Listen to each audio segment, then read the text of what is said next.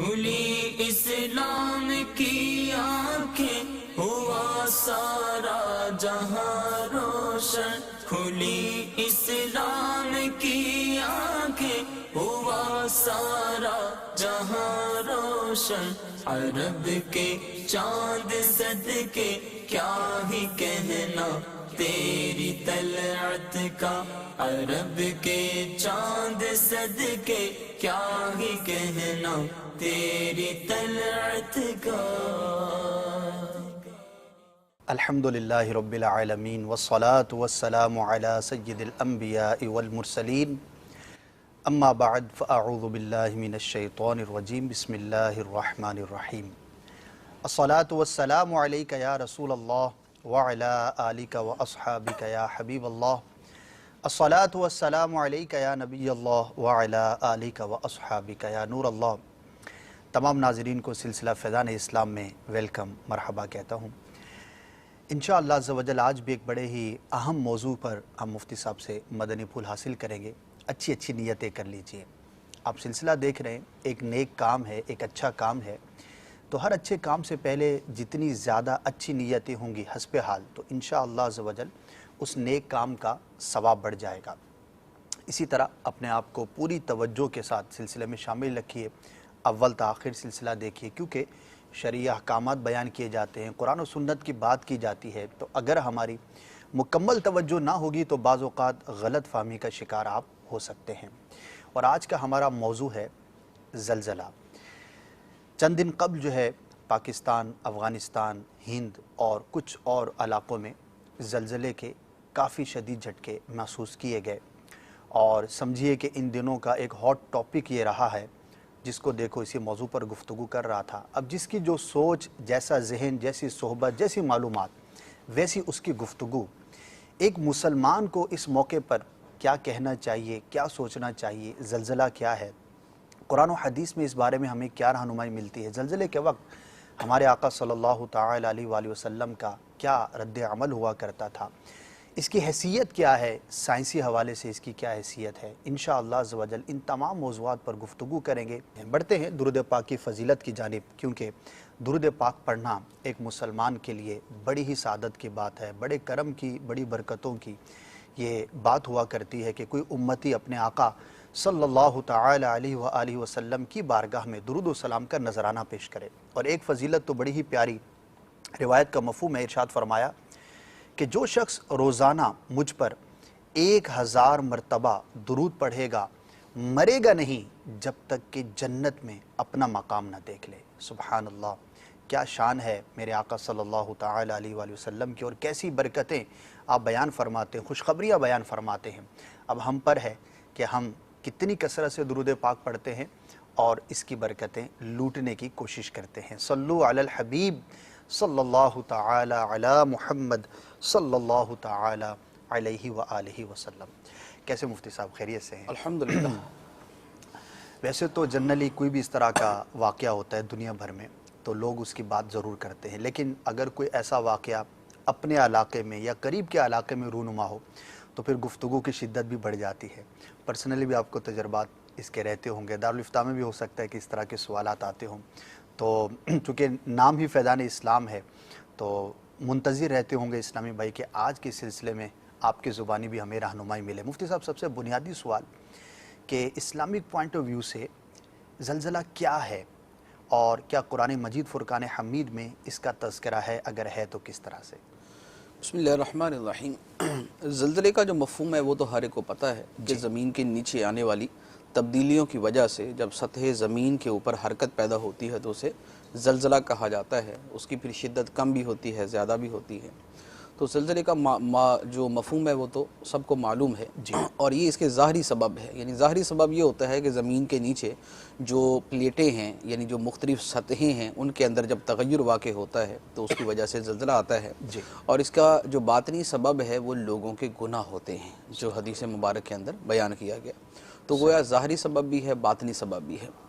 جیسے مثال کے طور پہ بادل آئیں تو بارش برستی ہے، ہوا چلتی ہے، ہوا ایک جگہ پہ پہنچ جاتی ہے، اس کی ٹھنڈک میں اضافہ ہوتا ہے تو وہ بارش کے اندر تبدیل ہو جاتی ہے۔ یہ ایک ظاہری سسٹم ہے جو قرآن پاک میں اللہ تعالیٰ نے بیان فرمایا، لیکن اس کا ایک باطنی سبب بھی ہوتا ہے کہ جیسے کوئی آدمی دعا کرتا ہے اور اس دعا کی وجہ سے بارش ہو جاتی ہے، یا جو ہے لوگوں کے اچھے اعمال کی وجہ سے اللہ تعالیٰ نے بارش عطا فرماتا ہے، یا نماز استسقاء پڑھی جاتی ہے۔ نماز استسقاء جو ہے اس کا ایک باطنی سبب بن جاتا ہے بارش کے نزول کا۔ تو جس طریقے سے بارش کے اندر ایک ظاہری سبب ہے، ایک باطنی سبب ہے، اسی طرح زلزلے کے اندر بھی دونوں طرح کے سبب ہوتے ہیں۔ صحیح۔ باطنی سبب اس کا لوگوں کے گناہ ہے، اور اس کے علاوہ جو بھی اس میں اللہ تعالیٰ کی حکمتیں ہوتی ہیں وہ ہیں۔ صحیح۔ اور ظاہری سبب اس کا وہ ہے کہ زمین کے اندر مختلف پلیٹس جو ہیں وہ حرکت کرتی ہیں، اس سے گیپ پیدا ہوتا ہے، اس گیپ کو فل کرنے کے لیے جب مختلف چٹانیں ایک دوسرے کے قریب آتی ہیں تو اس سے زمین کے اوپر کی سطح کے اوپر حرکت پیدا ہو جاتی ہے، یہ زلزلہ ہے۔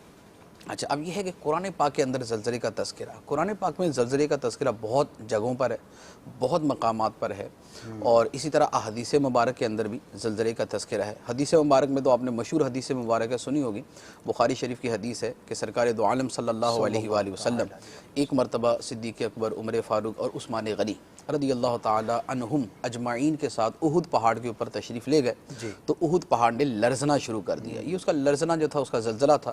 تو نبی کریم علیہ الصلوۃ والسلام نے اپنی ایڑی مبارک پہاڑ کے اوپر ماری اور ارشاد فرمایا، اثبت احد، اے احد پہاڑ ٹھہر جا، فإنما علیک نبی و صدیق و شہیدان، تمہارے اوپر ایک نبی ہے، ایک صدیق ہے، دو شہید ہیں۔ تو عثمان غنی اور عمر فاروق رضی اللہ تعالی عنہما یہ دو شہید، اور صدیق اکبر رضی اللہ تعالی عنہ صدیق، اور سرکار دو عالم صلی اللہ علیہ وآلہ وسلم اللہ کے نبی۔ تو یہ زلزلے کا تذکرہ جو ہے یہ حدیث مبارک کے اندر موجود ہے۔ اسی طرح زمانہ صحابہ کے اندر بھی بہت سارے زلزلوں کا تذکرہ موجود ہے، جیسے سیدنا عمر فاروق رضی اللہ تعالی عنہ کے زمانے میں ایک مرتبہ زلزلہ آیا، تو آپ نے اپنا درہ زمین پر مارا اور ارشاد فرمایا کہ اے زمین، کیا میں نے تیرے اوپر ظلم کیا ہے؟ تیرے اوپر رہتے ہوئے میں نے ظلم کیا، میں نے عدل کے ساتھ کام کیے، تو زمین کا زلزلہ جو ہے وہ ختم ہو گیا۔ یہ اللہ تعالیٰ کے پیاروں کی مقبولیت، ان کی محبوبیت اور ان کا قرب الہی ہے کہ جس کی وجہ سے زلزلے تھم جاتے ہیں۔ اچھا، اب قرآن پاک کے اندر جو اس کا تذکرہ ہے وہ دو پیرائے کے اندر ہے۔ ایک تو اس پیرائے کے اندر کہ گزشتہ کئی قومیں ایسی ہیں جن پر اللہ تعالیٰ کا عذاب زلزلے کی صورت میں آیا۔ اب وہ چونکہ عذاب زلزلے کی صورت میں آیا اور زلزلے کی وجہ سے وہ قومیں تباہ ہو گئیں، مکانات ان کے گر گئے، قومیں ختم ہو گئیں، تو اس کا تذکرہ قرآن پاک میں ہے۔ جیسے مثال کے طور پہ حضرت صالح علیہ السلام کی قوم ثمود، قوم ثمود کے بارے میں قرآن پاک کے اندر ہے کہ جب قوم ثمود نے اس اونٹنی کو ذبح کر دیا جو اونٹنی اللہ تعالیٰ کی نشانی کے طور پہ اور صالح علیہ السلام کے معجزے کے طور پہ ان کے سامنے ظاہر ہوئی تھی، جب انہوں نے اس اونٹنی کو ذبح کر دیا اور اس کے ساتھ مطالبہ کیا کہ جو عذاب لانا ہے لے آؤ، ہم نہیں ڈرتے، تو اس پر اللہ تعالیٰ کا عذاب نازل ہوا، اور اس کے بارے میں قرآن پاک کی جو آیت مبارکہ ہے وہ ہے فَأَخَذَتْهُمُ الرَّجْفَةُ فَأَصْبَحُوا فِي دَارِهِمْ جَاثِمِينَ، فرمایا تو انہیں زلزلے نے پکڑ لیا۔ رجفہ زلزلے ہی کا ایک یعنی دوسرا نام کہہ لیں آپ، تو فرمایا کہ زلزلے نے انہیں پکڑ لیا اور وہ لوگ اپنے گھروں کے اندر گھٹنوں کے بل جو ہے وہ گرے ہوئے ہو گئے، یعنی ان مر گئے سارے کے سارے، کوئی لیٹا ہوا، کوئی گھٹنوں کے بل پڑا ہوا۔ تو یہ تذکرہ جو ہے یہ حضرت صالح علیہ السلام کی قوم کے حوالے سے قرآن پاک کے اندر موجود ہے۔ اچھا، اسی طرح قوم شعیب کے بارے میں بھی تقریباً انہی الفاظ کے ساتھ بھی، بلکہ انہی الفاظ کے ساتھ موجود ہے۔ قوم شعیب علیہ السلام کی جو قوم تھی، ان کے جو مین گناہ تھے، جو ان کی مین جو ہے جو نافرمانیاں تھی، اس میں ایک تو ان کا کفر و شرک تھا، قیامت کا انکار تھا، اور اس کے ساتھ ساتھ ناپ تول کے اندر کمی کرنا، ناپ تول میں ڈنڈی مارنا، سودا دیتے ہوئے دھوکہ دینا، فراڈ کرنا، کم جو ہے وہ تول کر دینا، کم ناپ کے دینا، یہ ان کے بنیادی اور مرکزی گناہوں میں سے ہے جس کا قرآن پاک میں بار بار تذکرہ ہے۔ تو ان کے بارے میں بھی یہ ہے کہ جب حضرت شعیب علیہ السلام نے ان سے فرمایا، جو سارے نبیوں کا پیغام ہے، اعبد اللہ، اللہ کی عبادت کرو اور قیامت کے دن کی امید رکھو، ورجو الیوم الآخرہ ولا تعثوا فی الارض مفسدین، قیامت کے دن کی امید رکھو، مراد یہ کہ اس پر یقین رکھو کہ اللہ کی بارگاہ میں حاضر ہونا ہے، اور زمین کے اندر فساد نہ پھیلاتے پھرو۔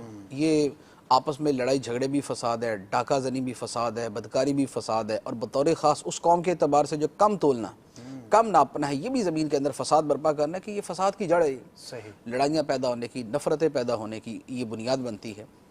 تو اب اس کے اوپر قوم نے کیا کیا؟ فرمایا فَكَذَّبُوهُ، قوم نے حضرت شعیب علیہ السلام کو جھٹلایا۔ صحیح، یہ جھٹلانا کئی مقامات پر مذکور ہے، یعنی ایک جگہ تو انہوں نے فرمایا کہ بھی ہم آپ کی بات ہی نہیں مانتے، صحیح، ایک جگہ پر ہے انہوں نے کہا کہ اگر آپ کا قبیلہ پیچھے نہ ہوتا تو ہم آپ کو پتھر مار مار کے مار دیتے۔ ایک جگہ ان کا یہ قول موجود ہے کہ انہوں نے کہا کہ ہم کم ناپتے ہیں، ہم کم تولتے ہیں، آپ کو کیا پرابلم؟ اللہ، ہمارا مال ہے، ہم اس میں جو مرضی کریں، آپ کون ہوتے ہیں ہمیں سمجھانے والے؟ بے باکی تھی، تو یہ ان کی بے باکی تھی، تو اس کو اللہ تعالیٰ نے فرمایا فَكَذَّبُوهُ، تو انہوں نے جھٹلایا حضرت شعیب علیہ السلام کو۔ تو اس کا نتیجہ کیا ہوا؟ اس کا نتیجہ بعینہ وہی ہوا جو اللہ تعالیٰ نے قوم ثمود کے بارے میں فرمایا فَأَخَذَتْهُمُ الرَّجْفَةُ فَأَصْبَحُوا فِي دَارِهِمْ جَاثِمِينَ، کہ انہیں زلزلے نے آ پکڑا، زلزلے نے آ لیا، تو وہ اپنے گھروں کے اندر گھٹنوں کے بل گرے ہوئے ہو گئے، تو وہ بھی تباہ و برباد ہو گئے اور ہلاک ہو گئے۔ تو اس تناظر کے اندر جی، قرآن پاک کے اندر زلزلے کا تذکرہ موجود ہے جو عذاب کی صورت میں ہے، کہ عذاب جو ہے وہ زلزلے کی صورت میں آیا۔ صحیح، اچھا، اس کے ساتھ ایک دوسرا پہلو جس اعتبار سے قرآن پاک میں زلزلے کا تذکرہ ہے وہ ہے کہ قیامت کا جو وقوع ہے وہ بھی زلزلے کی صورت میں ہونا ہے۔ اچھا، قیامت جب آنی ہے تو بیسیکلی قیامت بھی ایک بہت بڑا زلزلہ آئے گا، ایک جو قیامت آنی ہے تو ایک بہت بڑا زلزلہ آنا ہے جس کی وجہ سے تمام لوگوں نے مر جانا ہے اور زمین نے جو ہے وہ جو عمارات ہیں، جو بلڈنگز ہیں، سب تباہ و برباد ہو جائیں گے۔ اس لیے قرآن پاک کے اندر اللہ تعالیٰ نے ارشاد فرمایا یا ایھا الناس اتقوا ربکم، اے لوگو اپنے رب سے ڈرو، انا زلزلۃ الساعۃ شیء عظیم، بے شک قیامت کا زلزلہ بہت بڑی شے ہے، بہت بڑی شے ہے۔ وہ کیسا ہوگا؟ فرمایا یوم ترونھا تذہل کل مرضعۃ عما ارضعت وتضع کل ذات حمل حملها وتری الناس سکارى وما هم بسکارى ولکن عذاب اللہ شدید۔ فرمایا کہ جس دن تم اس زلزلے کو دیکھو گے اس دن کیا حال ہوگا؟ تذہل کل مرضعۃ عما ارضعت، دودھ پلانے والی اپنے دودھ پیتے بچے کو بھول جائے گی، وہ اس سے غافل ہو جائے گی، اسے چھوڑ دے گی۔ اور فرمایا کہ جو شے حمل سے ہوگی وہ اپنا حمل جان دے گی، حمل اس کا ساکت ہو جائے گا۔ اور فرمایا وَتَرَى النَّاسَ سُكَارَى، اور تم لوگوں کو دیکھو گے گویا وہ نشے کے اندر ہے، وَمَا هُمْ بِسُكَارَى، لیکن نشہ نہیں ہوگا، وَلَكِنَّ عَذَابَ اللَّهِ شَدِيدٌ، بلکہ اللہ کا عذاب وہاں شدید ہوگا کہ جس کی وجہ سے لوگوں کی کیفیت یہ ہوگی جیسے نشے کے اندر ایک آدمی جا رہا ہے نا تو اس کو پتہ ہی نہیں وہ کدھر جا رہا ہے۔ صحیح، وجہ تو جب قیامت کا زلزلہ آئے گا اور لوگ جو ہے وہ یعنی لوگوں کو جیسے دوبارہ اٹھایا جائے گا تو ہر آدمی ایسے اٹھ کے جو ہے وہ جا رہا ہوگا کہ جیسے ایک آٹومیٹک چیز چل رہی ہے اور اس کو پتہ ہی نہیں ہے کہ وہ کدھر دیکھ رہا ہے، ہر بندہ اپنے اختیار سے باہر ہو کر جو ہے وہ چل رہا ہوگا۔ تو فرمایا کہ وہ نشے میں ہوں گے نہیں، وَلَكِنَّ عَذَابَ اللَّهِ شَدِيدٌ، لیکن اللہ کا عذاب بڑا شدید ہے۔ تو یوں چونکہ قیامت جو ہے وہ زلزلے کی صورت میں، بلکہ اسی طرح قرآن پاک کے اندر جب قیامت واقع ہوگی، یعنی پہلے تو لوگ مریں گے، مرنے کے بعد ایک وقفہ آئے گا درمیان میں 40 سال کا، اس کے بعد دوبارہ سور کے اندر پھونکا جائے گا، پھر جب لوگ دوبارہ زندہ ہوں گے تو فرمائے اذا زلزلت الارض زلزالها وأخرجت الأرض أثقالها وقال الإنسان ما لها يومئذ تحدث أخبارها بأن ربك أوحى لها يومئذ يصدر الناس أشتاتا ليروا أعمالهم فمن يعمل مثقال ذرة خيرا يره ومن يعمل مثقال ذرة شرا يره۔ یہ پورا منظرنامہ جو قرآن پاک کا بیان فرما دیا گیا کہ جس دن زمین پہ زلزلہ برپا کیا جائے گا، اذا زلزلت الارض زلزالها، جس دن زمین تھر تھرائے گی جیسے اس نے تھر تھرانا ہے، جس دن زمین پہ زلزلہ طاری ہوگا جیسا اس کا زلزلہ ٹھہر چکا ہے، تو اس دن جو ہے وہ زمین اپنے بوجھ جو ہے وہ سارے کے سارے باہر نکال دے گی۔ لوگ کہیں گے یہ کیا ہوا زمین کو؟ کیونکہ زلزلہ آتا ہے تو کیا ہوتا ہے؟ زلزلہ آتا ہے زمین پھٹتی ہے، اوپر کی چیزیں نیچے چلی جاتی ہیں، لیکن قیامت کا زلزلہ وہ ہوگا کہ جس میں مردے باہر آ جائیں گے، کیونکہ لوگوں نے اللہ کی بارگاہ میں پیش ہونا، تو مردے قبروں سے باہر آ جائیں گے اور لوگ کہیں گے یہ کیا ہوا، اور زمین اپنی خبریں بیان کرے گی، میرے اوپر یہ کام ہوا، میرے اوپر یہ کام ہوا، میرے اوپر یہ کام ہوا، تو لوگ کہیں گے یہ کیا ہو رہا ہے؟ تو فرمایا کہ یومئذ یصدر الناس اشتاتا، اس دن لوگ گروہ بکھرے ہوئے صحیح جو ہے وہ اپنی قبروں سے نکلیں گے، نمودار ہوں گے، لیُرَوْا أَعْمَالَهُمْ، تاکہ انہیں ان کے اعمال دکھائے جائیں، تم نے یہ کیا تھا، یہ کیا تھا، یہ کیا تھا، یہ کیا تھا۔ تو چونکہ قیامت کا جو وقوع ہے وہ بھی زلزلے کی صورت میں ہے، اس لیے قرآن پاک کے اندر اس انداز کے اندر بھی اس زلزلے کا تذکرہ ہے۔ تو گویا مختلف قوموں کے عذاب کے اعتبار سے اور قیامت کے اعتبار سے زلزلے کا تذکرہ ہے کہ قیامت ایک زلزلے کی صورت کے اندر وقوع پذیر ہوگی۔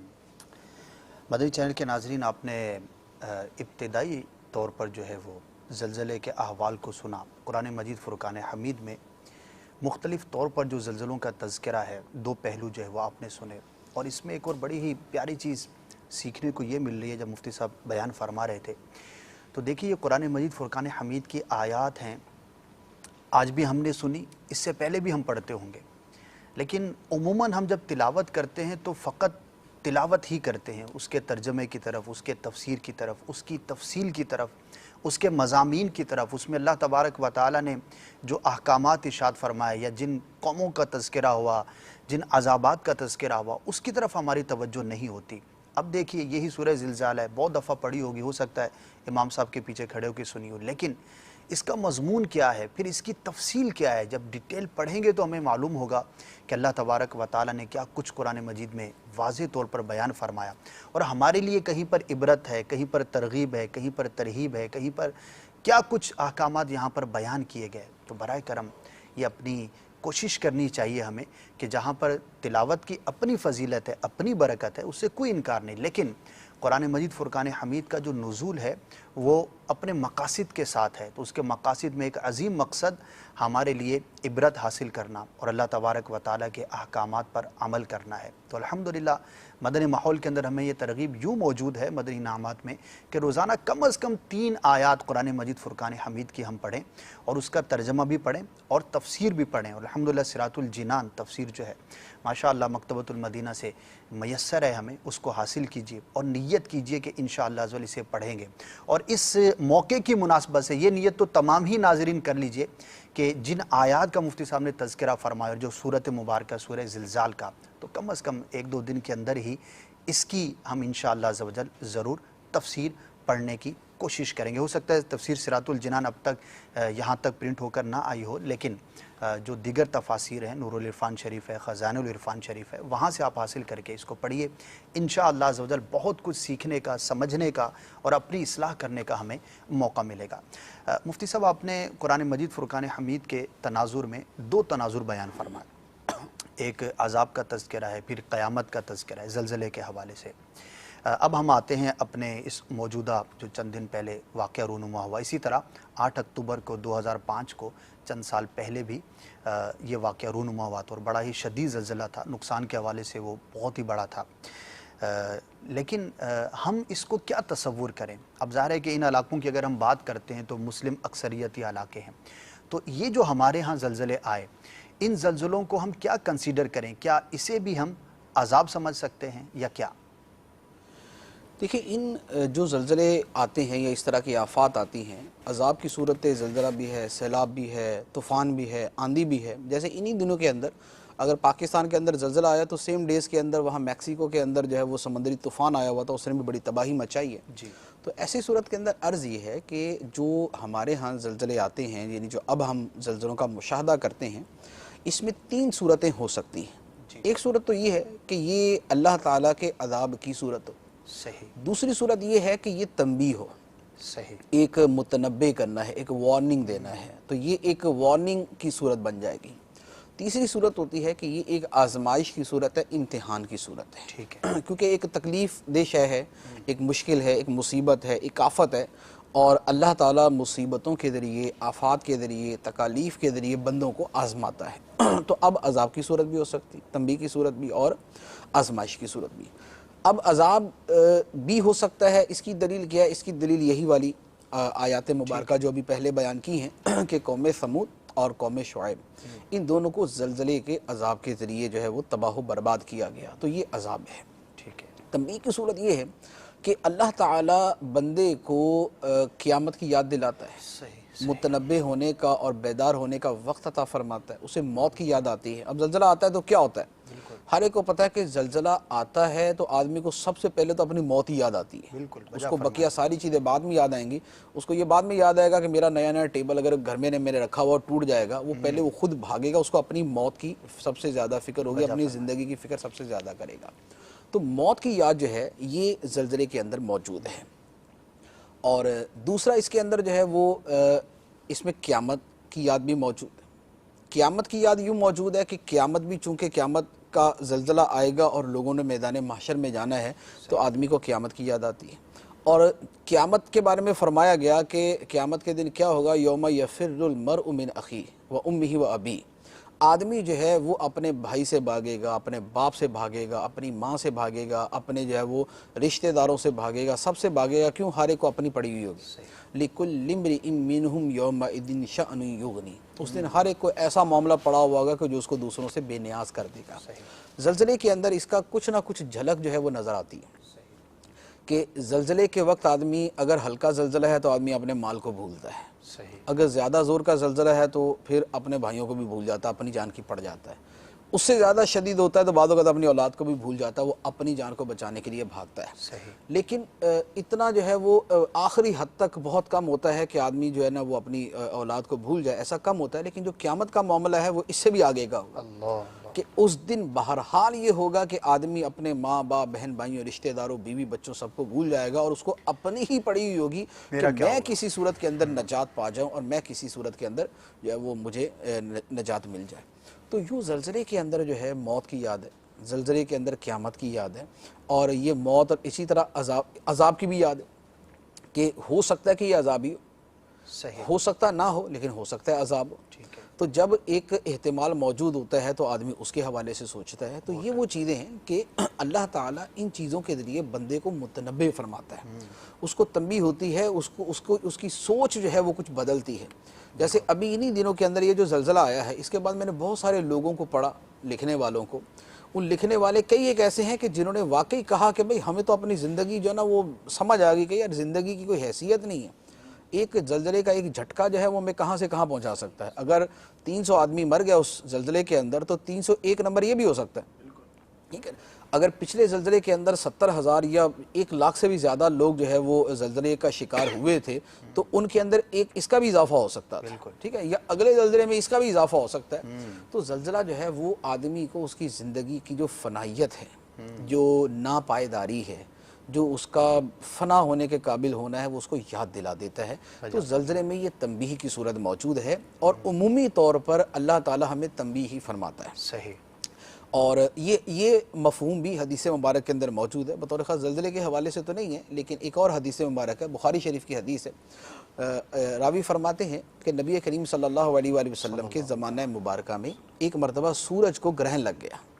سورج گرہن لگا تو سرکار دو عالم صلی اللہ علیہ وآلہ وسلم اپنے گھر سے بڑی تیزی کے ساتھ تشریف لائے.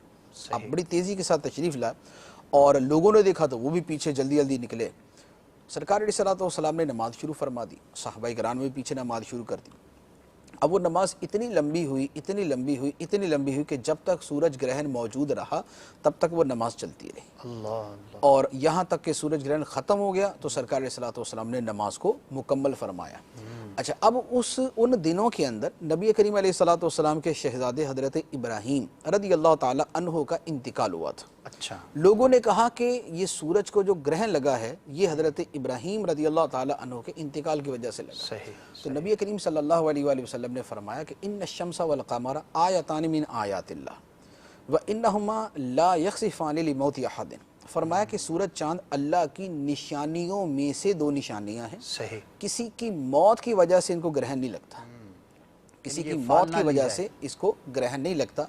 لیکن پھر آگے فرمایا وَإِذَا كَانَ كَذَلِكَ، اور جب کبھی ایسا ہو جائے کہ سورج کو گرہن لگ جائے، جب کبھی ایسا ہو جائے فَصَلُّوا وَادْعُوا، تو نماز پڑھو اور اللہ سے دعا مانگو حَتَّى مَا يُكْشَفَ بِكُمْ، حتیٰ کہ وہ شے جو تمہارے اوپر چھائی ہوئی تھی، جو معاملہ درپیش آ گیا تھا، وہ ہٹ جائے. صحیح. اب یہ جو ہے یہ پوری ایک تعلیم ہے کہ ایسی کہ یہ جو اللہ تعالیٰ کی نشانیاں ہیں یہ بندے کو تنبیہ کرنے کے لیے ہوتی ہے کہ جیسے سورج جو ہے وہ گرہن کی وجہ سے اپنی روشنی کھو دیتا ہے. جی. قیامت میں یہی ہوگا کہ جب قیامت آنی ہے تو سورج کی روشنی ختم ہو جائے گی، چاند کی روشنی ختم ہو جائے گی، تارے بکھر کر جھڑ پڑیں گے، سمندر سلگا کر بہا دیے جائیں گے، پہاڑ روئی کے گالے بنا کے اڑا دیے جائیں گے، اور روئے زمین پوری کی پوری جو ہے وہ صاف ہو جائے گی، اور اس کے اوپر بسنے والی ہر ذی روح جو ہے وہ ختم ہو جائے گی۔ تو چونکہ یہ اللہ تعالیٰ کی نشانیوں میں سے ہے، سورج گرہن کا لگنا اس قیامت کے واقعے کی یاد دلاتا ہے کہ جب سورج کی روشنی ختم ہو جائے گی، اسی طریقے سے زلزلے کا آنا یہ بھی اس زلزلے کی یاد دلاتا ہے جس زلزلے کے بعد اللہ کی بارگاہ میں جا کے حساب دینا ہے۔ تو یہ تنبیہ کی صورت ہے کہ آدمی اس سے نصیحت حاصل کرتا ہے۔ تو ایک عذاب کی صورت ہو سکتی، زلزلہ عذاب بھی ہو سکتا ہے، زلزلہ تنبیہ بھی ہو سکتا ہے، اور اسی طرح زلزلہ آزمائش بھی ہو سکتا ہے۔ آزمائش یوں ہے کہ حدیث مبارک میں فرمایا گیا کہ بندے کے پاؤں کے اندر اگر کانٹا بھی چبھتا ہے تو اس کے گناہوں کی معافی کا ذریعہ بن جاتا ہے، بخار ہوتا ہے تو اس کی گناہ کی معافی کا ذریعہ بن جاتا ہے، اسے کوئی مرض آتا ہے، کوئی مصیبت آتی ہے، کوئی تکلیف آتی ہے تو اس کے گناہوں کی معافی کا ذریعہ بن جاتا ہے۔ اور اللہ تعالیٰ بندے کو آزماتا ہے کہ ایسے موقع پہ بندہ صبر کرتا ہے یا نہیں کرتا۔ تو اب آزمائش کی صورت جو ہے یہ قرآن پاک کے اندر بار بار بیان فرمائی گئی، جیسے ایک جگہ پر فرمایا وَنَبْلُوكُمْ بِالشَّرِّ وَالْخَيْرِ فِتْنَةً، اور ہم تمہیں آزمائیں گے شر کے ذریعے بھی خیر کے ذریعے بھی، بہت اچھے طریقے سے آزمانا۔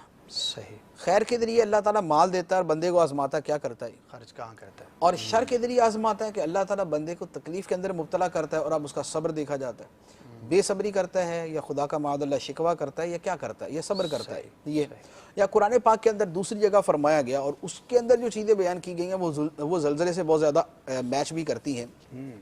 فرمایا وَلَنَبْلُوَنَّكُمْ بِشَيْءٍ مِّنَ الْخَوْفِ وَالْجُوعِ وَنَقْصٍ مِّنَ الْأَمْوَالِ وَالْأَنفُسِ وَالثَّمَرَاتِ، فرمایا اور ہم ضرور تمہیں آزمائیں گے، کس چیز کے ذریعے؟ بِشَيْءٍ مِّنَ الْخَوْفِ، ڈر کے ذریعے۔ اب زلزلہ آتا ہے تو ڈر کیسا پیدا ہوتا ہے یہ آپ کے سامنے، وہی جانتا ہے۔ اللہ تعالیٰ ڈر کے ذریعے آزماتا ہے، اور وہ ڈر ہی ہے جو آدمی کی دوڑ لگا دیتا ہے اور آدمی جناب اوپر سے نیچے چھلانگ مارنے کو تیار ہوتا ہے۔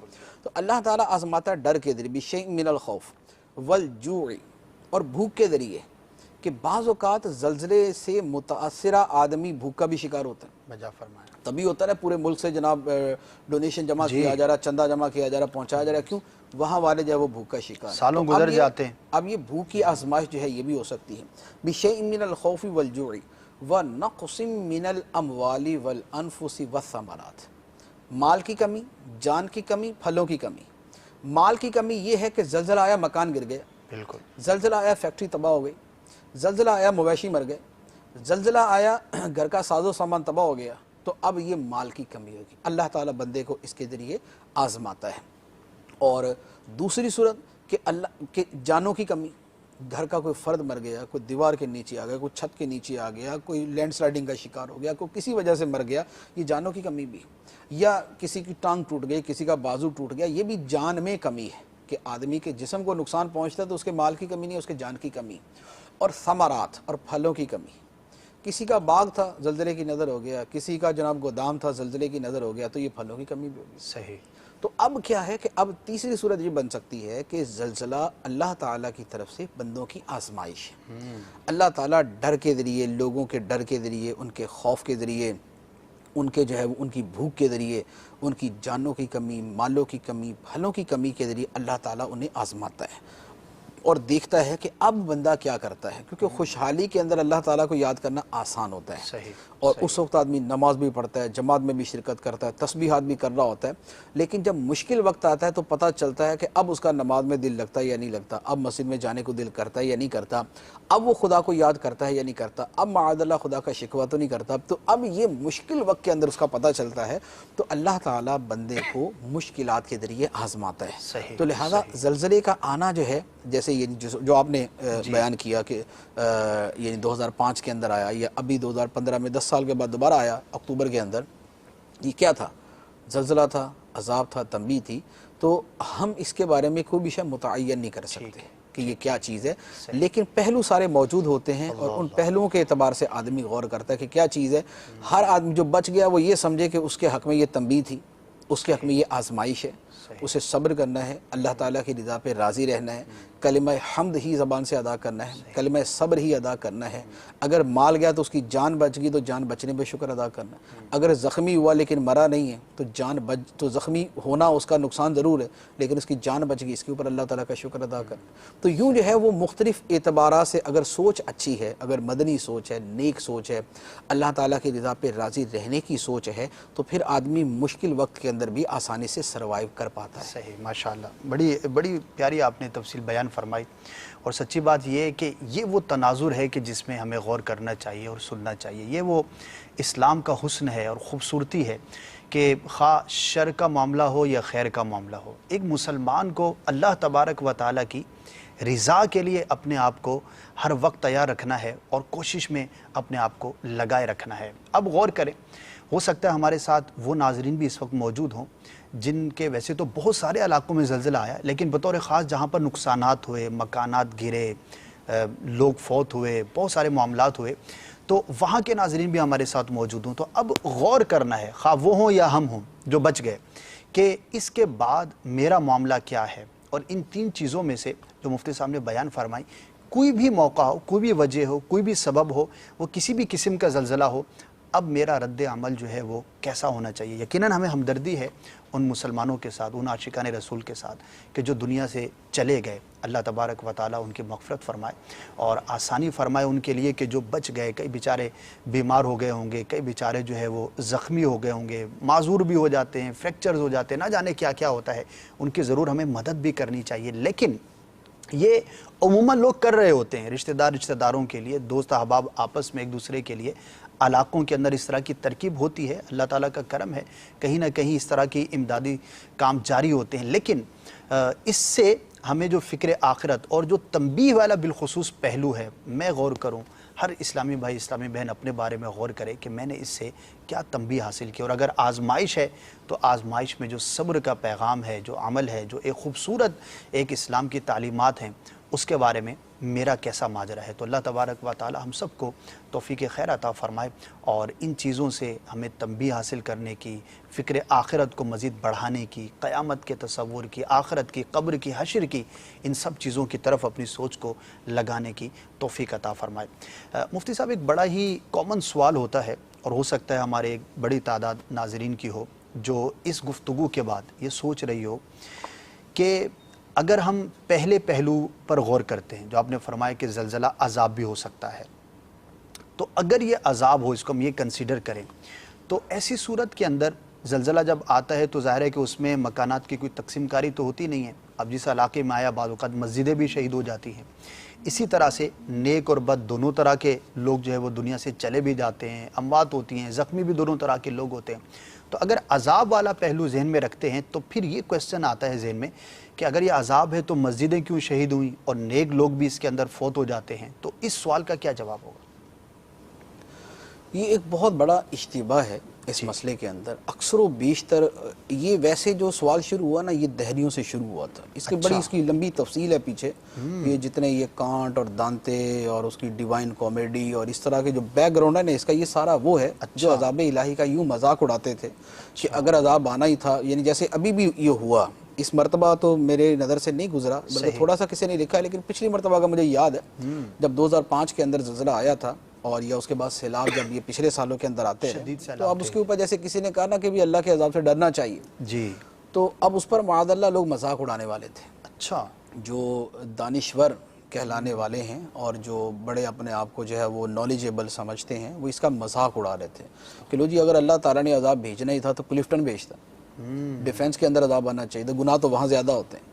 تو یہ کیا ہوا کہ کشمیر کے لوگ جو پہلے بیچارے غریب ہیں، اللہ تعالیٰ نے پہ عذاب نازل کر دیا۔ اس طرح اس انداز کے اندر مذاق اڑانے والے بہت سارے لوگ ہوتے ہیں۔ جی، اس میں پہلی بات تو میں یہ عرض کروں گا کہ اللہ کے عذاب کا مذاق اڑانا یہ اب سے نہیں ہے، یہ ہمیشہ سے چلتا آ رہا ہے۔ پچھلی قومیں بھی اللہ کے عذاب کا مذاق اڑاتی تھی، تو اس پر قرآن پاک کی آیات بھی یہی ہیں کہ پھر ان پر وہی اتر آیا جس کا وہ مذاق اڑاتے تھے۔ یہ قرآن پاک میں متعدد آیات کے اندر موجود ہے۔ اچھا، تو اس لیے اللہ تعالیٰ کے عذاب کا مذاق اڑانے کی جرت تو نہیں کرنی چاہیے. گو کہ یہ عذاب ہم نہیں کہہ رہے کہ یہ عذاب ہے، ٹھیک ہے ٹھیک ہے، لیکن اسی چونکہ تناظر میں اللہ بات کرتے ہیں تعالیٰ نا بات کرنے وہ والے. اسی تناظر میں بات کرتے ہیں، نہیں یہ تو جو ہے وہ زمین کی پلیٹیں تھیں وہ ہل گئیں تو پلیٹیں شلیٹیں ہل گئیں تو جناب یہ زلزلہ آ گیا، تو یہ اس انداز میں بات کرنے والے ہوتے ہیں. اچھا، اب یہ ہے کہ اگر یہ عذاب تھا، جو کہ ہم نہیں کہہ رہے کہ یہ عذاب ہی تھا، لیکن احتمال ہے کہ اللہ کا عذاب ہو. اب اس پر سوال ہے کہ مسجدوں پہ تو اللہ کا عذاب نہیں آئے گا نا، تو اس میں تو مسجدیں بھی گئیں. یا یہ ہے کہ وہاں ایک آدمی کے بارے میں پتہ ہے کہ یہ بیچارہ اپنے بچپن سے لے کر آج تک نمازی، پرہیزگار، خوف خدا رکھنے والا، ذکر و درود کے اندر مشغول آدمی ہے، اگر یہ عذاب تھا تو یہ آدمی بھی اگر اس کی لپیٹ میں ہے تو بچے گا کون پیچھے؟ علماء ہوں گے، بزرگ ہوں گے، بہت سارے لوگ ہوں گے، تو یہ بھی کیا عذاب کے اندر ہی آگے.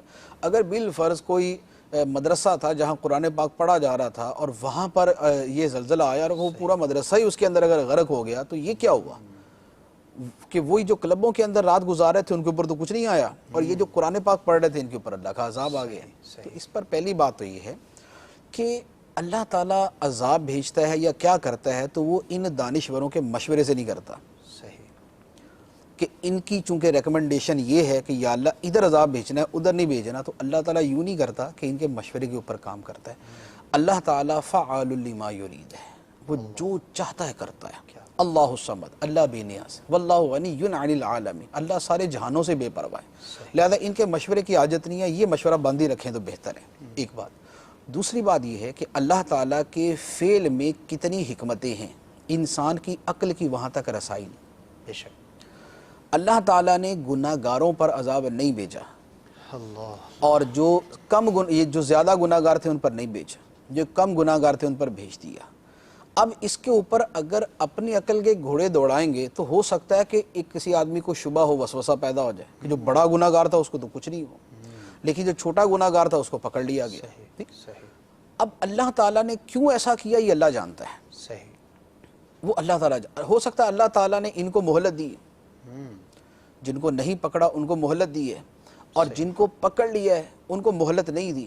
اب ان کو کیوں دی ان کو کیوں نہیں دی، یہ اللہ کی مرضی ہے. صحیح، ہمارا کام ہی نہیں. تم کون ہوتے ہو اللہ تعالیٰ کے اوپر؟ لا یسأل عما یفعل وہم یسألون. اللہ تعالیٰ فرماتا ہے اللہ سے نہیں پوچھا جائے گا کہ وہ یہ کیوں کرتا ہے. لا یسأل عما یفعل، اللہ سے نہیں پوچھا جائے گا کہ وہ کیا کرتا ہے، بندوں سے سوال ہوگا تم کیوں کرتے ہو اور تم کیا کرتے ہو. لہٰذا یہ جو اپنی طرف سے ہی اللہ تعالیٰ کے احکام اور اس کی جو ہے وہ افعال کو تقسیم کیا جاتا ہے نا، نہیں اللہ کو یوں کرنا چاہیے، تو یہ کوئی دنیا کا حکمران نہیں ہے کہ جس کے اوپر جو ہے وہ آپ اپنے مشورے دے رہے کہ جناب ہمارے صدر صاحب کو، وزیر اعظم صاحب کو یوں کرنا چاہیے تھا، اس کو یوں بات کرنی چاہیے تھی، اس کو یہ معاملہ اس طرح سر انجام دینا چاہیے تھا. وہ خالق کائنات ہے، مالک کائنات ہے، رب العالمین ہے، احکم الحاکمین ہے، اور وہ جو چاہے کرے، اس کے کسی کام کے اوپر کوئی انگلی نہیں اٹھا سکتا. ٹھیک ہے، اور جو اس نے کیا اس میں اس کی حکمتیں ہیں وہ بہتر جانتا ہے. لہذا اس انداز کے اندر جو کلام کرنا ہے کہ اگر کوئی شے کسی جعلی دانشور کو سمجھ نہیں آتی تو وہ اٹھ کے اعتراض کرنا شروع کر دیتا ہے مذہب کے نام پہ. اصل میں وہ مذہب پر اعتراض نہیں کرنا چاہ رہا ہوتا ہے، وہ مولوی کے نام پہ اعتراض کرتا ہے، انڈائریکٹلی وہ دین پہ اور مذہب پہ اور خدا پر ہی اعتراض کرنا چاہ رہا ہوتا ہے. زیادہ تر ایسا ہوتا ہے. جی اچھا، ایک بات تو یہ. دوسری بات یہ ہے کہ اب کسی جگہ پہ واقعی اللہ کا عذاب اترا، وہ واقعی عذاب ہے کہ جس کے بارے میں کسی ذریعے سے معلوم ہے کہ یہ عذاب ہے، کسی حتمی ذریعے سے معلوم کہ اللہ کا عذاب ہی تھا، اور اس میں بھی نیک لوگ شکار ہو گئے. صحیح. تو اب کیا ہوا؟ اب نیک لوگ کیسے عذاب کے اندر آ گئے؟ تو اس کا جواب حدیث مبارک میں باقاعدہ یہی سوال کہ بدوں کے ساتھ نیک، بروں کے ساتھ اچھے بھی اگر کسی عذاب کا شکار ہوتے تو یہ کیا ہے؟ تو یہی بھی یہی سوال ہے، اور حدیث مبارک کے اندر اس کا جواب دیا گیا. بخاری شریف کی حدیث مبارک ہے، نبی کریم صلی اللہ تعالی علیہ وآلہ وسلم نے ارشاد فرمایا کہ قرب قیامت میں ایک لشکر ہوگا جو خانہ کعبہ پر حملہ کرے گا. صحیح. اور فرمایا خانہ کعبہ پہ حملہ کرے گا تو جب وہ فلاں مقام پر ہوگا، ایک جگہ کے بارے میں فرمایا جب وہ فلاں مقام پر ہوگا تو اول سے لے کر آخر تک جہاں پر بھی وہ جتنی جگہ پہ وہ لشکر موجود ہوگا وہ ساری کی ساری زمین کے اندر دھنس جائے گی. اچھا. حضرت عائشہ رضی اللہ تعالی عنہا نے سوال کیا، یا رسول اللہ صلی اللہ علیہ وسلم، وہ لشکر جتنے ایریے پر ہوگا وہاں درمیان میں بازار بھی ہوں گے، صحیح. لوگ خریداری کر رہے ہوں گے، وہ لشکری جو ہے وہ خریداری کر رہے ہوں گے، تو وہ جو بازار کے لوگ تھے وہ تو خانہ کعبہ پر حملہ کرنے والوں میں شریک نہیں تھے، صحیح. تو وہ بھی زمین میں دھنس جائیں گے؟ فرمایا کہ ہاں وہ بھی زمین میں دھنس جائیں گے، لیکن جب قیامت میں اٹھائے جائیں گے تو پھر اپنی نیتوں اور اپنے عمل کی بنیاد پر اٹھائے جائیں گے. اللہ. صحیح. گویا وہ شے ایک گروہ کے حق میں اللہ کا عذاب بن گئی ٹھیک ہے. اور دوسرے کے حق میں ایک عام موت کا ذریعہ بن گئی. ایک جہاز کریش ہو گیا، ایک علاقے پہ سیلاب آیا، لوگ مر گئے. اب وہ اللہ کے عذاب کے طور پہ نہیں ہے، ایک موت کے اسباب جیسے اللہ تعالیٰ نے دنیا میں رکھے ہیں ان کے اعتبار سے ہے. تو جیسے موت کے اور اسباب ہیں کہ جناب ایک وبا پھیلی، لوگ مر گئے، اسی طرح موت کا ایک یہ سبب بن گیا کہ زمین دھس گئی اور وہ اس کے اندر آ گئے. تو ان کے حق میں یہ اللہ کا عذاب نہیں. قیامت میں کیونکہ جن کے حق میں جن پر عذاب ہے ان کا قیامت میں حشر جدا ہونا ہے، کیونکہ جن کو اللہ نے دنیا میں عذاب دیا ہے تو قیامت کے لیے بھی ان کے ساتھ اسی طرح کا معاملہ ہے. تو اب جو عذاب کا شکار ہوئے ان کے ساتھ معاملہ قیامت کے دن عذاب والا ہے. لیکن جو ان کے ساتھ اچھے لوگ تھے، جو ان میں شریک نہیں تھے، اگر وہ بھی اس آفت کا شکار ہوئے تو قیامت کے دن جو ان کا نامہ اعمال اٹھے گا اور جو وہ اٹھائے جائیں گے وہ اپنی نیت اور اپنے عمل پر اٹھائے جائیں گے. تو یہ حدیث مبارک جو ہے یہ بالکل واضح طور پہ فرق کر دیتی ہے کہ یہ جو کہا جاتا ہے کہ کیا مسجدوں میں بھی خدا کا عذاب آ گیا، کیا بروں کے ساتھ جو وہاں علماء تھے، جو صلحاء تھے، جو نیک لوگ تھے، کیا وہ بھی اللہ کے عذاب کا شکار ہو گئے؟ یہ کیا بات ہے جی، ایسا نہیں ہونا چاہیے. تو اس کا جواب حدیث مبارک میں سرکار دو عالم صلی اللہ علیہ وآلہ وسلم نے خود ارشاد فرما دیا کہ ایک عذاب آتا ہے، اس کے اندر عذاب آتا بروں پہ ہے، لیکن چونکہ ایسا نہیں ہوتا کہ جناب ان کے محلے جدا ہیں ان کے محلے جدا ہیں، وہ سب پہ جاتا ہے، اس کا شکار سب ہو جاتے ہیں. لیکن ایک گروہ کے حق میں وہ عذاب ہے، دوسرے کے حق کے اندر وہ موت کا سبب ہے. قیامت کے دن جو ان کو اٹھایا جائے گا وہ ان کے اعمال اور ان کی نیتوں کی بنیاد پر اٹھایا جائے گا. تو اب کسی جگہ پر کوئی ایسا سیلاب آیا، کوئی طوفان آیا، کوئی زلزلہ آیا، اس میں ہو سکتا ہے کہ کسی بہت گناہگار کے حق میں وہ اللہ کا عذاب ہی ہے. صحیح. کسی گناہگار کے حق میں وہ اللہ کا عذاب ہی ہے، لیکن کسی نیک اور متقی آدمی کے حق میں وہ محض موت کا ایک ذریعہ ہے. وہ موت کا ایک ذریعہ ہے، بلکہ اس کے حق میں یہ شہادت کا درجہ رکھے کہ جو دیوار گرنے سے مرے، جو چھت کے نیچے دب کے مرے، تو اس کے بارے میں حدیث مبارک میں ہے کہ یہ شہادت کی موت ہے. تو لہذا جو مسلمان جیسے ابھی قریب کے زلزلے کے اندر جو مسلمان دنیا سے چلے گئے، تو اب ہم ان کے بارے میں چونکہ ہمیں نہیں پتہ یہ اللہ کا عذاب ہے یا نہیں، ٹھیک ہے، اور ہمیں یہ پتہ ہے کہ وہ دب کے مرے. اب جو ان میں دب کے مرے ہیں حدیث مبارک کی روح سے ان کو شہادت کا مرتبہ ملا. تو اب اللہ تعالیٰ نے کتنوں کو شہادت کا مرتبہ دیا ہے وہ اللہ تعالیٰ جانتا ہے. کس کے حق میں اللہ تعالیٰ نے اس کو عذاب بنایا تھا اسے بھی اللہ تعالیٰ جانتا ہے.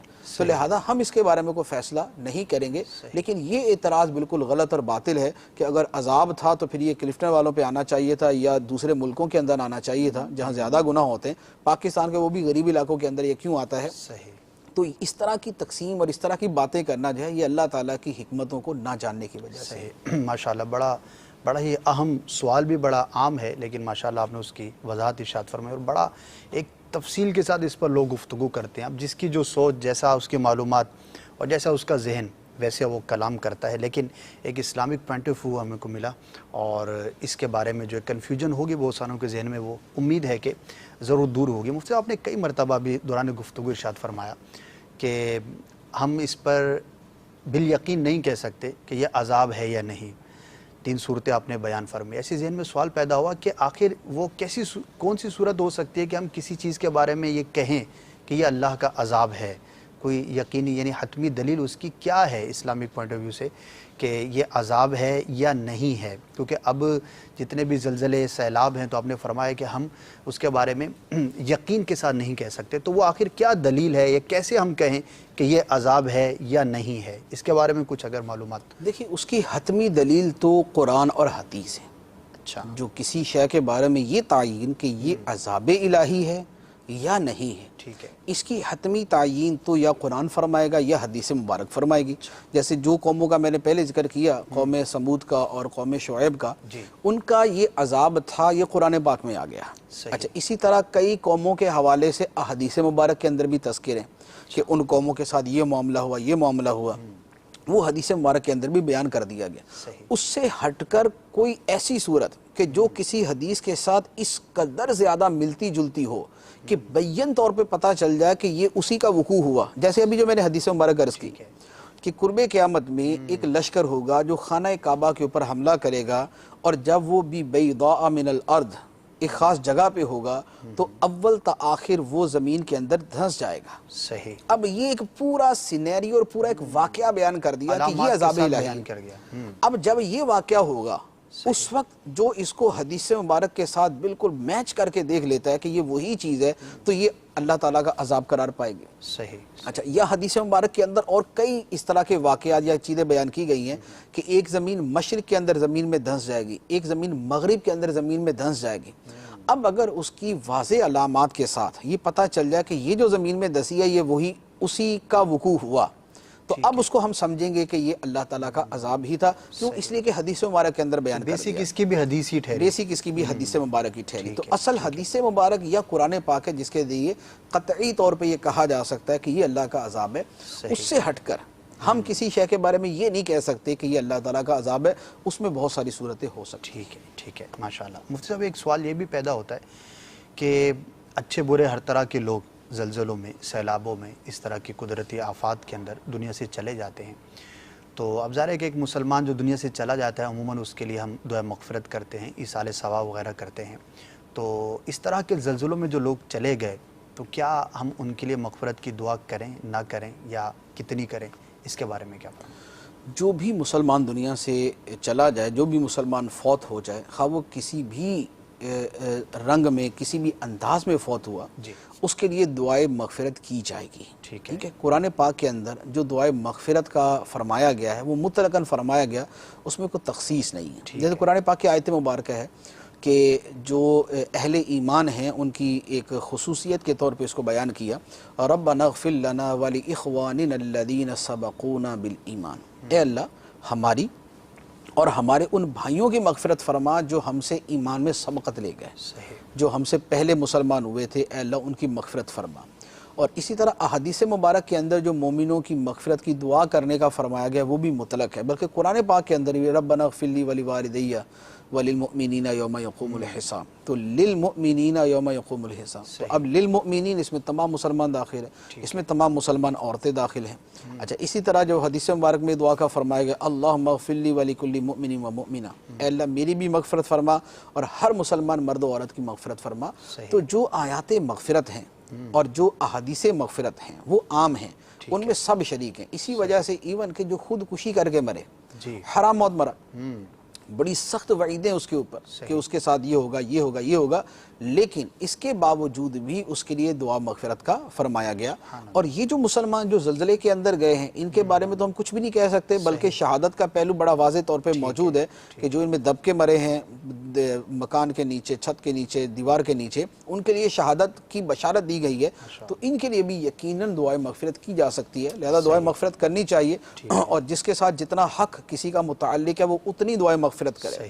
ہم ان کے لیے یوں دعائے مغفرت کریں گے کہ ہمارے مسلمان بھائی ہیں. صحیح. تو ہماری دعا تو یہ ہوگی کہ اے اللہ ہمارے جو مسلمان بھائی اس زلزلے کا شکار ہوئے، دنیا سے چلے گئے، ان کی مغفرت فرما. لیکن کسی کا وہ باپ ہوگا، کسی کی ماں ہوگی.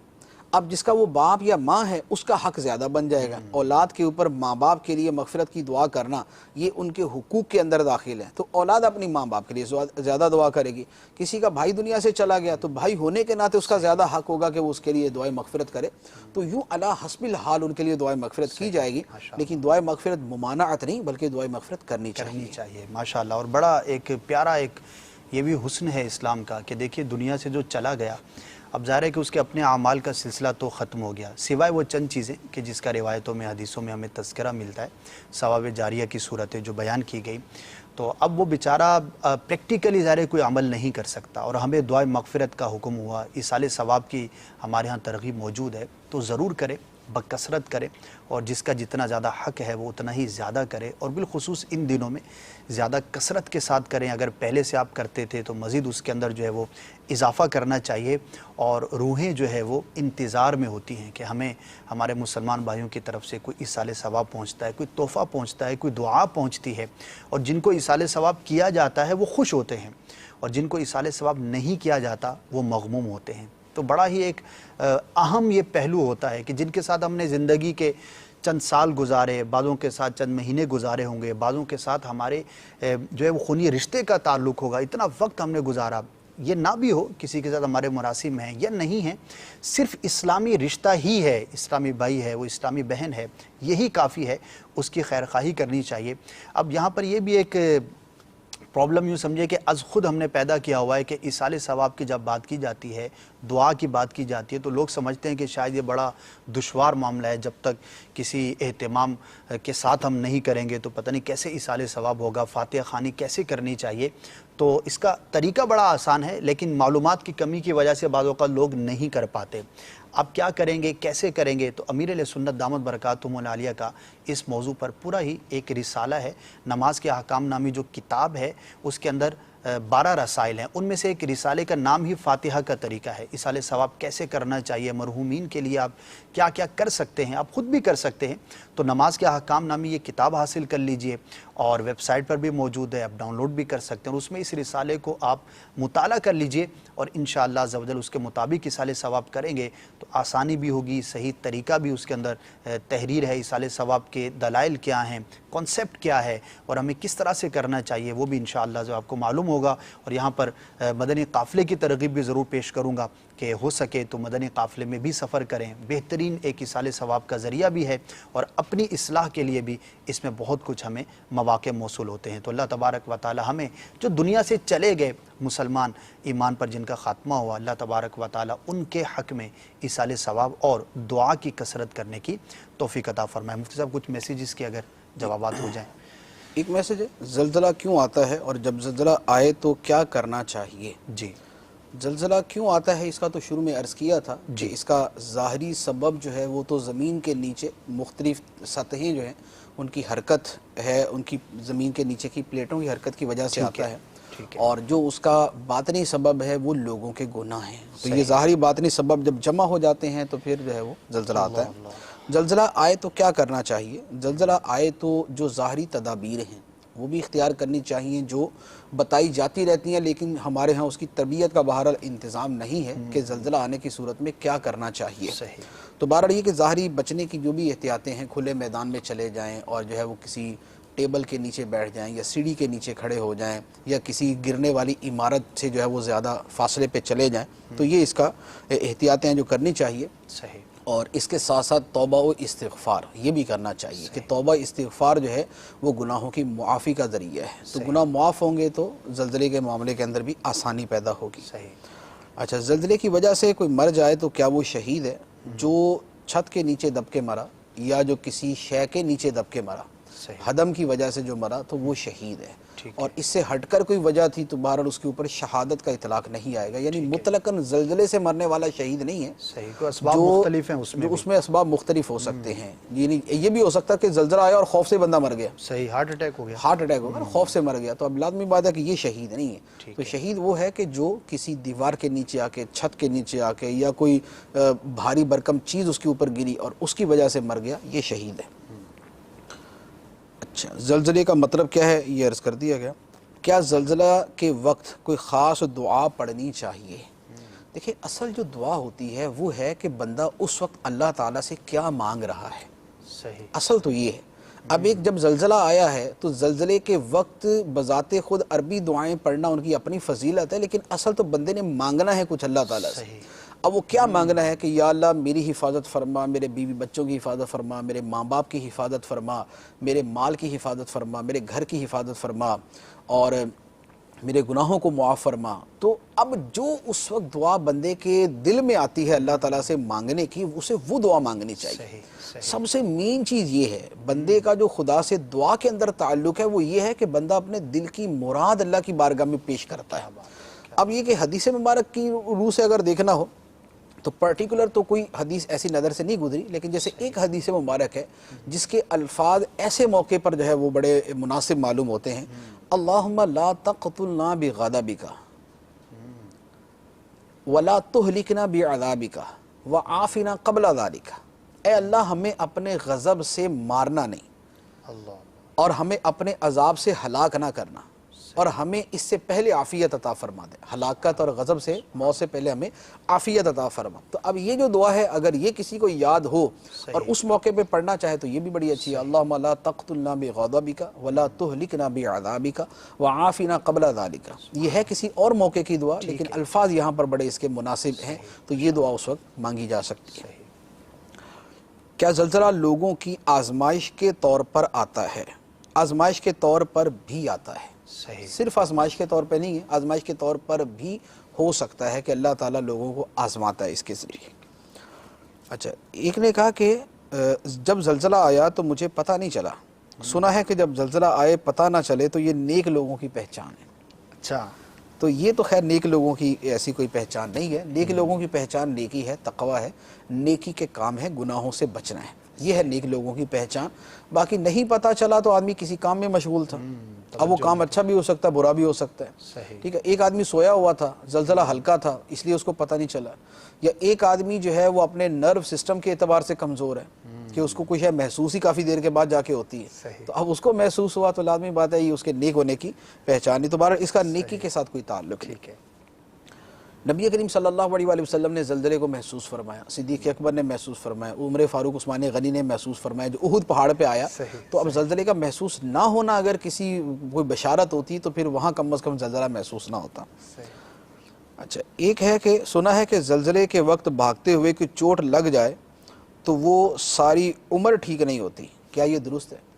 یہ بھی مشہور ہے لوگوں کے اندر کہ زلزلے کے اندر کوئی چوٹ لگ جائے تو کبھی ٹھیک نہیں ہوتی، ایسا نہیں ہے، ہمارے سامنے ہی ہے جو زلزلے میں زخمی ہوتے ہیں ان کی جو ہے وہ ان کا علاج کیا جاتا ہے، ہاسپٹلز میں داخل ہوتے ہیں، بعد میں صحیح بھی ہو جاتے ہیں۔ تو یہ کسی کے ساتھ ایسا ہوا ہوگا کہ اس کی نشانی سے کسی کی ٹانگ ہی ٹوٹ گئی، اب ٹوٹی ہوئی ٹانگ اکثر صحیح نہیں ہوتی، اب وہ پوری زندگی لنگڑا کے چلتا ہوگا تو اس سے ایک بات چلتے چلتے ہوگی کہ یار زلزلے کے اندر اچھا زلزلے والی صحیح نہیں ہوتی، تو اب یوں جو ہے وہ بات سے بات نکلتے نکلتے کوئی سے کوئی بن جاتی ہے، ریومر بن جاتی ہے، تو اس کا اس سے کوئی تعلق نہیں ہے۔ آپ کو کبھی تجربہ ہوا یعنی اتفاق ہوا زلزلہ ہو اور آپ ہاں، محسوس کیا؟ زلزلے کا جو ہے مجھے اتفاق ہوا ہے، ایک مرتبہ سردار آباد میں، فیصل آباد میں، بہت پہلے کی بات ہے، یعنی یوں کہہ لیں کہ شاید میری عمر 20 سال سے بھی زیادہ پرانی بات ہوگی۔ اچھا، تو میں عشاء کی نماز پڑھا رہا تھا، مسجد کے اندر امام صاحب گئے ہوئے تھے کہیں، تو مجھے وہ کہہ گئے کہ آپ عشاء کی نماز پڑھا دیجئے، تو میں عشاء کی نماز پڑھا رہا تھا۔ عشاء کی نماز پڑھ کے جب دعا مانگنا شروع کی نا تو دعا کے اندر جو ہے وہ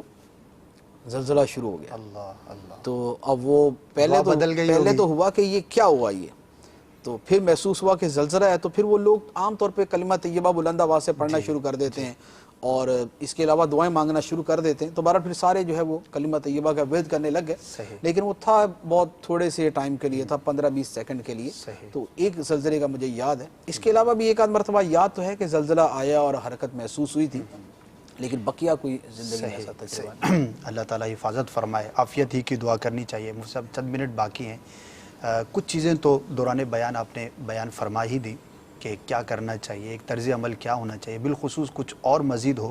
ہاں، ایک چیز اس کے اندر میں عرض کروں گا، ایک بڑا اہم، ایک بڑا اس کے اوپر سوال ہوتا ہے، یعنی ہوتا کیا ہے، ہمارے جیسے زلزلہ آتا ہے نا تو ہمارے یہاں دو گروپ کھڑے ہو جاتے ہیں، ایک شروع ہو جاتا ہے کہ یہ اللہ کا عذاب ہے، صحیح، دوسرا کہتا ہے کہ یہ اللہ کا عذاب بالکل نہیں ہے، یہ تو صرف سائنسی جو ہے نا وہ نیچے یہ ہوا وہ ہوا اس طرح ہو گیا اس طرح ہو گیا۔ تو یہ بڑا عجیب و غریب رجحان ہے کہ ہر شے کے اندر ایک کانفلکٹ پیدا کر کے ایک اختلافی صورت بنا کے بحث مباحثہ جو ہے وہ شروع ہو جاتا ہے۔ آج کل ٹی تو وی سوشل والوں میڈیا کو پر بھی ٹی ایک وی جنگ والوں چھڑ کو جاتی ہے۔ ویسے ہی مرچ مسالہ چاہیے ہوتا ہے، ان کو اس سے غرض نہیں ہے کہ لوگ ڈوبے مرے کیا ہو، کچھ کو ہوتا بھی ہے، کچھ کو فکر بھی ہوتی ہے غریبوں کی بھی، غریبوں والی فکر تو خیر بہت ساروں کو ہوتی ہے، لیکن مذہب کی فکر جو ہے نا وہ کم ہی ہوتی ہے۔ اب اس کے اوپر جناب ایک جو ہے وہ سائنسدان بٹھا دیا اور ایک جناب وہاں پر مولوی صاحب بٹھا دیے، اب یہ آپس میں لگے ہوئے بحث کرنے، حالانکہ یہ ایک عجیب سا یہ رجحان ہے اور یہ پتہ نہیں کیا اس کے پیچھے ہے، لوگوں کے ذہن میں کیا ہے یا وہ کیا کرنا چاہ رہے ہیں، تو یہ بڑا عجیب و غریب طرز عمل ہے۔ ایک واضح سی بات ہے کہ جو سائنسدان بیان کرتے ہیں، سائنسدانوں کا بیان کرنا جو ہے یہ ہے کہ زلزلہ کیسے آیا، ٹھیک ہے، کیسے اس کا پروسیجر کیا تھا، اور جو ایک مذہبی آدمی بیان کرتا ہے اگر وہ واقعی صاحب علم ہے اور پورا سمجھتا ہے اور ہر شے کو اس کے اصل مقام پر رکھ کے بیان کرتا ہے، یہ نہیں ہے کہ بہر صورت وہ عذابی قرار دینے پہ تلا ہوا، یہ طرز عمل درست نہیں ہے۔ ٹھیک ہے، تو اگر کوئی آدمی پراپر ساری چیزوں کو سمجھتا ہے اور وہ بیان کرتا ہے تو وہ یہ بیان کرتا ہے کہ یہ زلزلہ کیوں آیا، ٹھیک ہے، سائنسدان یہ بیان کرتا ہے کیسے آیا. زمین کی پلیٹیں جو ہے وہ فلاں جو فالٹ لائن ہے وہ فلاں فالٹ لائن جو ہے اس کے درمیان یہ آپس میں گیپ پیدا ہوا, اس کو پر کرنے کے لیے ایک تیسری جو ہے وہ طے جو ہے وہ آئی اور اس سے یہ زلزلہ, اس نے پروسیجر بیان کر دیا. اور اب یہ ہوا, یہ کیوں ہوا, تو اس کے پیچھے امر الہی ہے, اس کے پیچھے ارادہ الہی ہے. وہ جو ارادہ الہی ہے, جو ارادہ الہی لوگوں کے گناہوں کی وجہ سے ہوا, وہ مولانا صاحب بیان کر رہے ہیں. تو اب بلا وجہ اس کو ایک وجہ نزاع بنا کے, ایک وجہ اختلاف بنا کے اس کے اوپر کلام شروع کر دیتے ہیں. دونوں چیزوں کو اپنی جگہ پر لینا چاہیے. کیوں آیا یہ ایک ریسرچ ہے, کیسے آیا ایک ریسرچ ہے, ایک تحقیق ہے, بہت اچھی بات ہے, کرنی چاہیے. اس سے بہت سارے فوائد ہو جاتے ہیں. ایک شہر کسی جگہ پر بسانا ہے, اگر پہلے سے پتہ ہے کہ یہ بہت زیادہ خطرناک قسم کی فالٹ لائن کے اوپر ہے, زون ہی وہی ہے اس کا, زون ہی وہ ہے اس کا, تو وہاں پر شہر بسانے سے جو ہے وہ بچیں گے تو بہت اچھا ہو جائے گا. نہیں بچیں گے تو نقصان ہو سکتا ہے. تو یہ ریسرچ اس چیز کے اندر فائدہ دیتی ہے, اس میں لوگوں کا فائدہ ہو جاتا ہے. اور باقی احتیاطی تدابیر ہیں وہ تو بالکل سکھانی چاہیے. احتیاطی تدابیر سے تو کوئی یعنی پتہ نہیں کون اسے منع کرے گا. مجھے تو نہیں لگتا کہ کبھی کسی نے یہ کہا کہ زلزلہ آ جائے تو اب گھر کے اندر ہی بیٹھے رہیں, دیوار گر بھی جائے تو ٹینشن نہیں لینا, ہم آپ کے ساتھ ہیں, ایسا کوئی نہیں بولتا. احتیاطی تدابیر ہونی چاہیے. ایک حدیث مبارک ہے, بخاری شریف کی حدیث ہے. نبی کریم صلی اللہ علیہ وآلہ وسلم ایک مرتبہ قافلے کے ساتھ کہیں تشریف فرما تھے, آپ کا جو غزو جہاد کے سلسلے میں جو قافلہ تھا, تو سرکار علیہ الصلوۃ والسلام نے صحابہ کرام سے فرمایا کہ آج کی رات ایک شدید آندھی چلے گی. اچھا, تمام لوگ زمین پر بیٹھے رہیں, کوئی کھڑا نہ ہو, اچھا, کوئی کھڑا نہ ہو, اور اپنے اونٹوں کو بھی مضبوطی سے باندھ دیں. اب رات کو آندھی آئی تو ایک صحابی کھڑے ہو گئے. اب جو کھڑے ہوئے نا تو آندھی نے ان کو اٹھایا اور اٹھا کے وہ پتہ نہیں کتنے پہاڑ پار جا کے ان کو گرا دیا. اللہ اللہ. تو اب یہ جو سرکار علیہ الصلوۃ والسلام نے فرمایا کہ آندھی آئے تو آندھی آئے گی, آپ نے پہلے سے ہی بیٹھے رہنا ہے, لیٹنا ہے, بیٹھنا ہے, کھڑے نہیں ہونا, کیونکہ لیٹے بیٹھے کو ہوا نہیں اڑاتی, کھڑے کو اڑا دے گی وہ. اور اونٹوں کو اچھے طریقے سے باندھ دینا. یہ کیا تھا, یہ احتیاطی تدابیر تھی. تو احتیاطی تدابیر کرنا کہ مکان ایسا بنایا جائے جو زلزلہ پروف ہو, کہ زلزلے سے گر نہ جائے, جیسے جاپان کے اندر ہوتا ہے, یا دنیا کے اندر ایک طریقہ یہی ہے کہ بلڈنگ کوڈ ہوتا ہے کہ بلڈنگ ان اصولوں پر بنائی جائے. اس کا فائدہ یہ ہوتا ہے کہ زلزلہ آئے گا تو بہت سویر قسم کا ڈسٹرکشن نہیں ہوگا, تباہی نہیں مچے گی. تو اب اس بلڈنگ کوڈ کے اوپر عمل کیا جائے.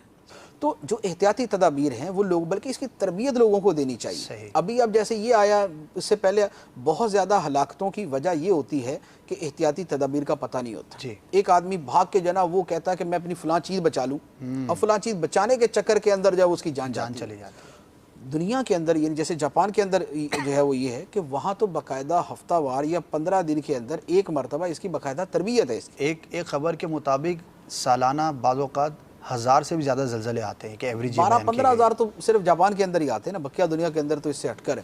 تو اس کی باقاعدہ تربیت ہے کہ زلزلے کے وقت آپ نے کیا طرز عمل اختیار کرنا ہے, کہاں آپ نے چھپنا ہے, کدھر کو آپ نے بھاگنا ہے, کس طرح دوسرے کی مدد آپ نے کیسے کرنی ہے. یہ پورا طریقہ یہ ہونا چاہیے. یہ خیر خواہی کے اندر, حکمت عملی کے اندر, دانش مندی کے اندر, اپنی جان بچانے کے اندر یہ چیز داخل ہے, دوسرے کی مدد کرنے کے اندر یہ چیز داخل ہے. تو یہ چیزیں تو ہمارے ملک میں اللہ کرے کہ کبھی وہ وقت آئے کہ ہمارے اسکولوں کے اندر, ہمارے گھروں کے اندر ہمارا میڈیا وہ یہ والی تربیت بھی کبھی دینا شروع کر دے, اور لوگوں کو یہ بھی سکھائے کہ زلزلے کے وقت آپ نے کیا کرنا ہے. صرف یہی نہ سکھائے کہ جناب آپ نے سیاست میں دوسرے کو مکہ کیسے مارنا ہے اور دوسرے پہ لان تان کیسے کرنی ہے, دوسرے کو گالی کیسے دینی ہے, یہ نہ سکھائے. اس کو تھوڑا سا پیچھے کرے اور اس کی جگہ جو لوگوں کی فلاح و بہبود کی چیز ہے وہ ان کو سکھانا شروع کرے. ماشاءاللہ, جزاک اللہ خیر. مجھ سے 1-2 سوال تھے لیکن وقت جو ہے وہ ہمارا کمپلیٹ ہو گیا. بہرحال جتنا بیان ہوا, جو کچھ بیان ہوا, بہت کچھ بیان ہوا, اس سے ہمیں اپنے لیے عبرت کے مدنی پھول حاصل کرنے ہیں. کاش کہ ایسا ہو کہ آج کا یہ سلسلہ یا یہ زلزلے کا واقعہ جو گزرا ہمارے ذات کے اندر ایک مثبت تبدیلی کا باعث ہو. گناہوں کو میں ترک کروں, نیکیوں کی طرف راغب ہوں.